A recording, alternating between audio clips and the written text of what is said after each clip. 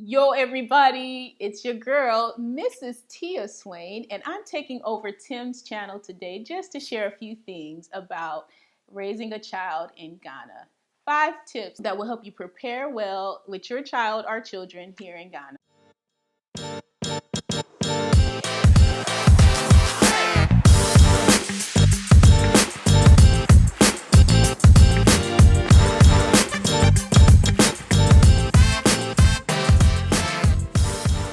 First thing I would encourage people to do, or I'd say tip number one, is to make sure that you take time to prepare yourself to manage your child's transition.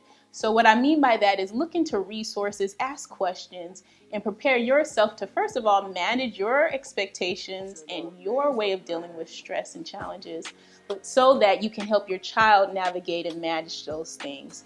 So, for example, you may not spend so much time with children that are the age of your children. You can talk to people at their school or at their daycare center who have plenty of experience with that age group and ask them what they would do to prepare well. You can take the time to make sure you make experiences and talk to your child about the transition that's coming.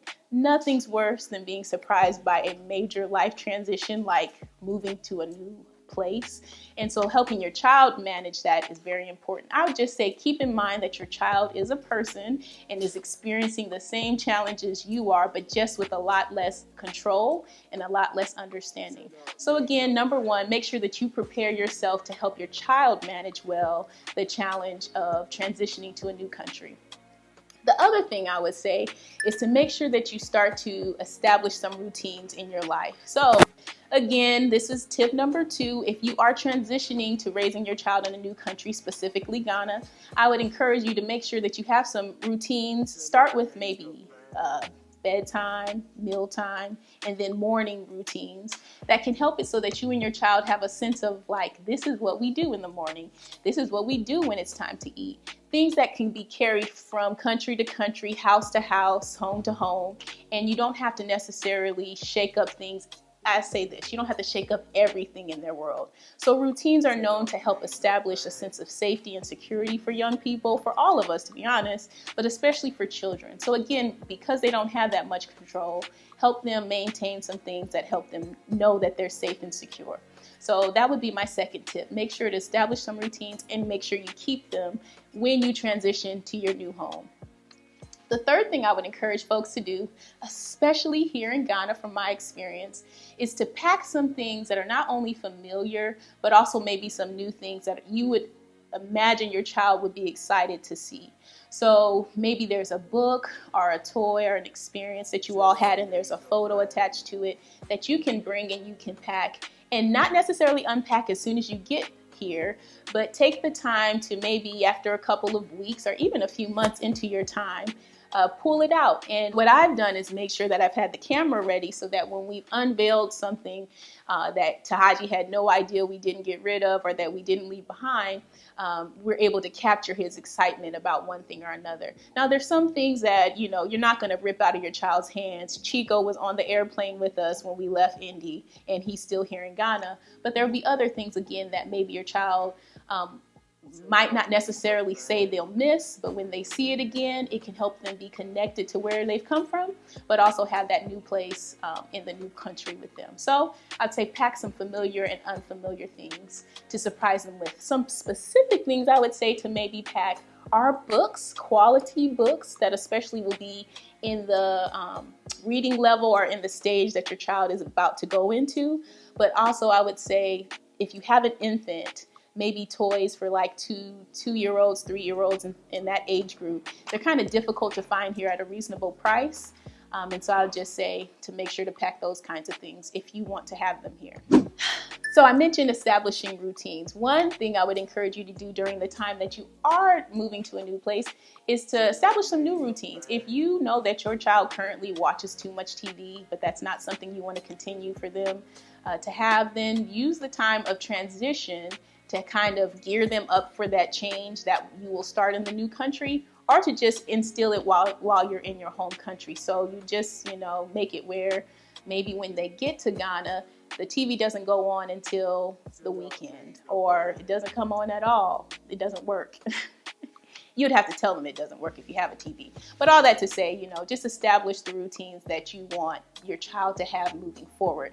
And moving to a new country, a new home, all those things make it easier to bring some new things into your life and into play. So I'd encourage you to think about that and make sure you just make it happen.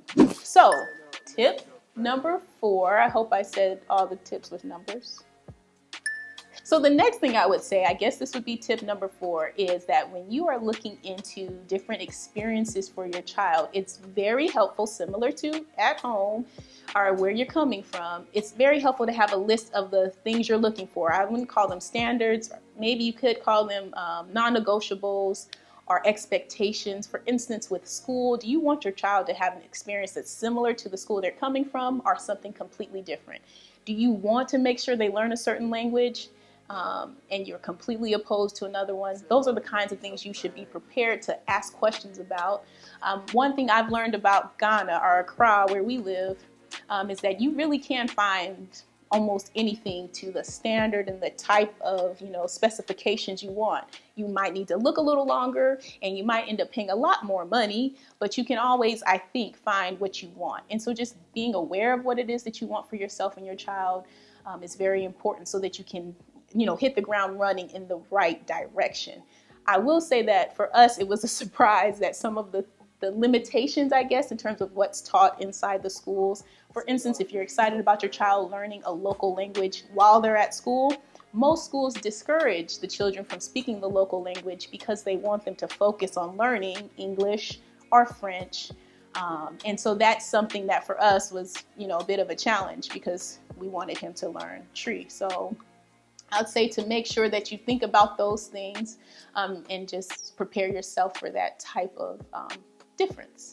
Also, when we're talking about the whole searching for a school thing, there are different standards that schools teach towards that come into play. And so the two big ones were either a Ghanaian standard that you're teaching at the school or a British standard. And then some schools are doing, you know, the American standard. Again, something to look into and figure out which standard you want your child to learn at or with, and then use that to help you narrow down your decisions. The last and final tip that I'll share today, so tip number 5 for this quick video, I'll say is to make sure you make it a point to explore and learn together with your child. Once you get here, everything will be new maybe for everybody. And so making it a point to make it an adventure for your child, know your child's temperament, don't force things on them, allow them to express being bashful or scared or angry and help them manage that, as I mentioned in tip number 1, but make it where you guys can learn together and you can take the time to, you know, give yourself the grace to be in a whole new country